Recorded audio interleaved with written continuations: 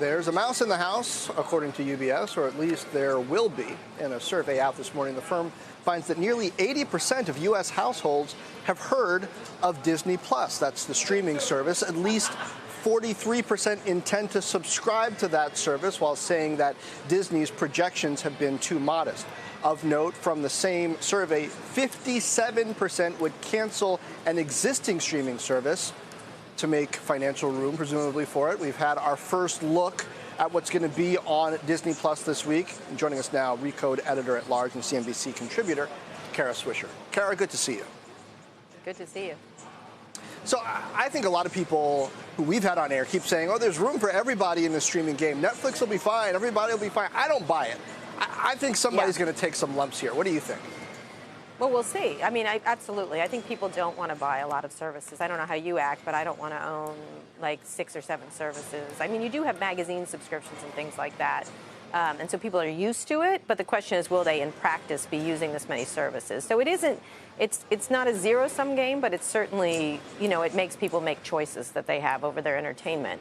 And so the question is, will they switch over the way, say, people switched from Spotify to Apple Music and things like that? So it'll be interesting to see if that survey, which is very good for Disney, actually happens. And I think that's where I want to see if it actually picks up like that.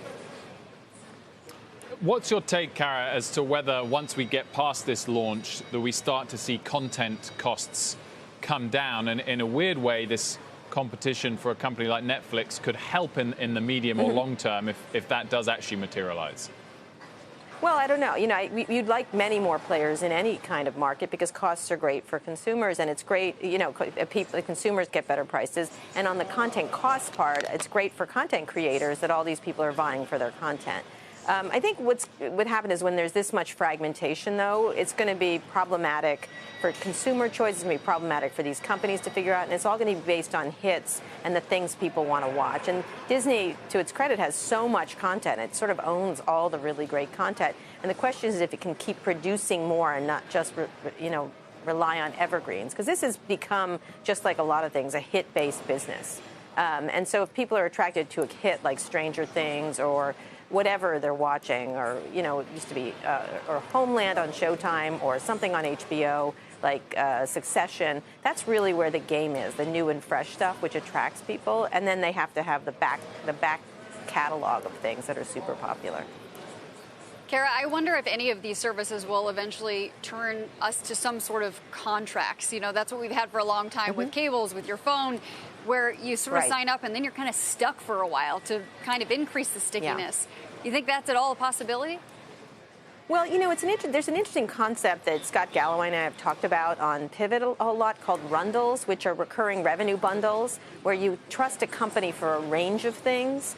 I think that's more in keeping with the idea rather than having stuff jammed together by a company like a cable company or something like that. Obviously everyone's used to that kind of behavior where you buy HBO or Showtime or whatever, and you don't really understand the pricing or anything else. So consumers are used to that, but it doesn't mean consumers like it. And, in this case, I think that the consumers will sort of choose the things that's best for them. If they have small children, they'll obviously choose Disney more than other stuff. If they're younger, I'm guessing Netflix has a much younger demographic. So it'll be interesting to see where people settle. But I do think consumers are sort of in the driver's seat here on what they want. I think there's a rebundling that's going to happen. I mean, we see Disney with this Disney Plus, Hulu, and ESPN bundle already. If that works, how can they resist finding other stuff to stick in there?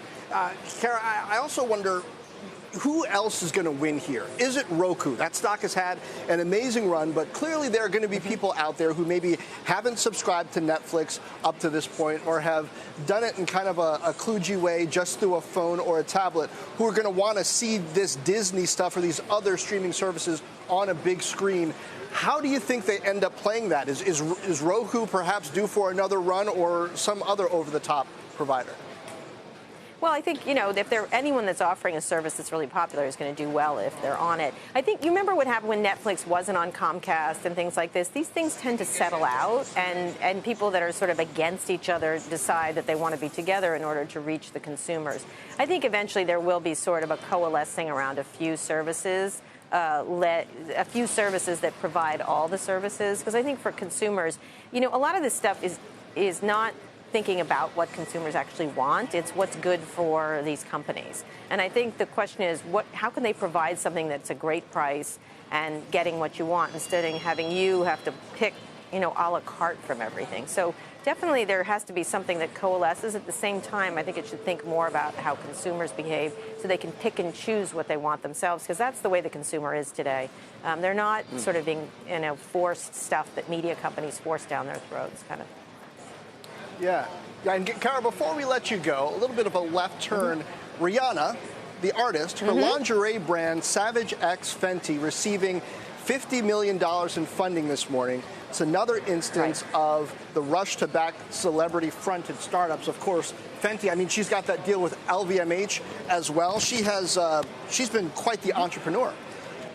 Yeah, it's really interesting. I'm always fascinated by this. The issue is how much staying power do these things have? You've been around a while. You've seen a million of these celebrity sort of oriented websites or different things. There's been so many of them. There was one a long time ago. It was a movie service with Matt Damon. I don't know where that went.